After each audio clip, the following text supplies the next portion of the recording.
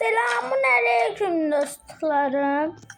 Bugün sizlerle birlikte göz hassasiyeti görüyoruz.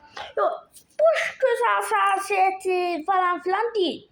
Bak, gözü tutuyorum adamın, atıyorum gözüyle bakın şimdi öyle nasıl gözü.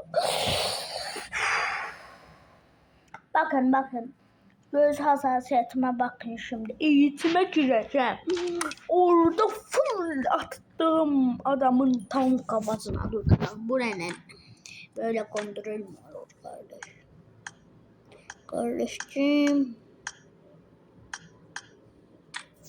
Bakın. Göz nerede? Göz ben şuraya koyayım bir. Şunu hele bir yekelteyim bir. Şurada kalsın. Bakın. Donabilir bak. Gözün. Ekran çok donuyor. Daha kayıttan.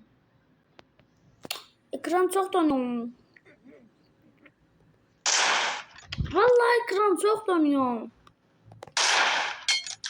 Gördünüz mü?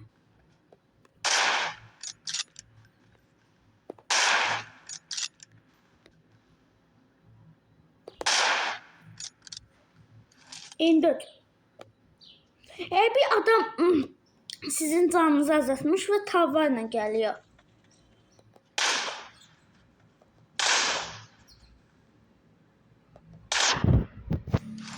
Bakın. Çok donuyor. 45 FPS'im işte. Donacak tabii ya.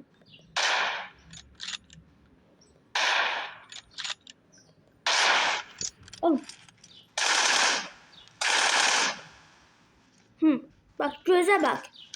Kimin de göz atışı var? Bir göz hassasiyeti bak.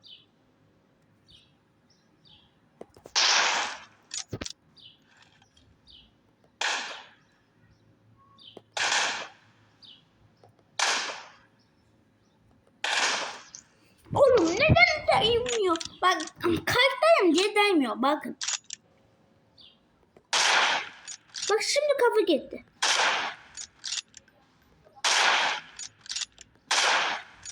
Adamın kafasından değmeyecek ki. Belinden falan filan atacaksın. Kafa atmayacaksın. Adam böyle çünkü.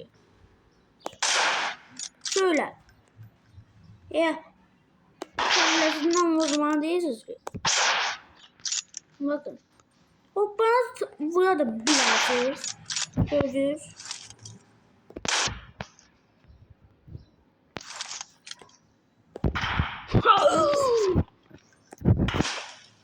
Bakın hassasiyete gel.